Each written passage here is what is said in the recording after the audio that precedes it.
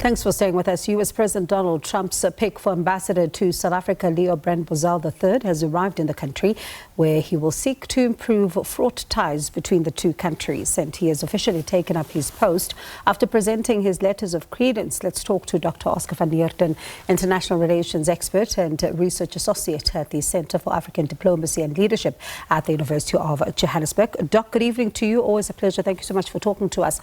Is he the right man for this important job, given the turbulences between South Africa and the Trump administration? You know, Bonge, thank you for the opportunity. He's not the right man, unfortunately. He's not the right man because President Trump knows that Mr. Bozell was against the ANC during the anti-apartheid struggle. He was against the communists during the anti-apartheid struggle. He did not like the fact that America forced the Nationalist Party regime to make a change for democratic South Africa.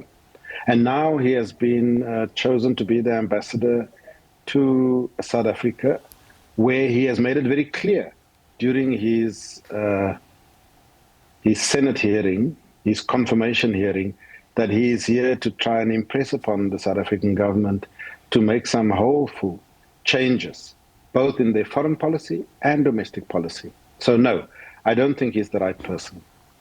And it's interesting you say that, because in an article last month that was penned by Brooks Spector, he says, and I'm quoting, "Things change, people change just as they should. Bozell has not been nominated to be ambassador to the old regime, but rather to the one that exists in the here and now." That's his argument. I don't think you agree.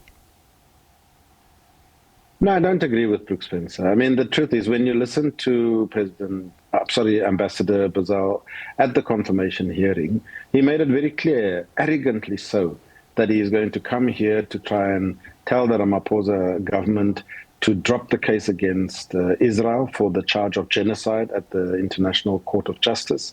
He's here to tell South Africa to ease relations and cut relations with people like Iran, Russia, and China.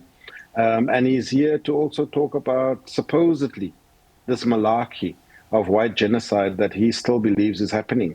So, you know, when you have an ambassador from any country who is coming here under the pretense of misinformation, of lies, then unfortunately to Brooks Spencer, I do enjoy his writing, but on this one he has it wrong.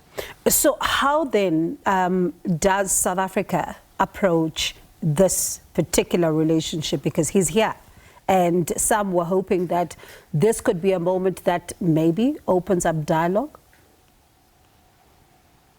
No, and this is precisely, Bongi, this is exactly why the Department of International Relations and Cooperation have accepted the credentials of Bozell, because they are yet again having to be the mature person in the room, having to say that we are above these petty issues.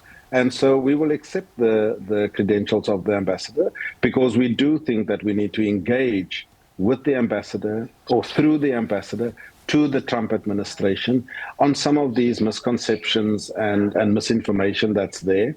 And I do think that that healthy engagement, if Bozell is open to it, is going to be able to open the door with the Trump administration.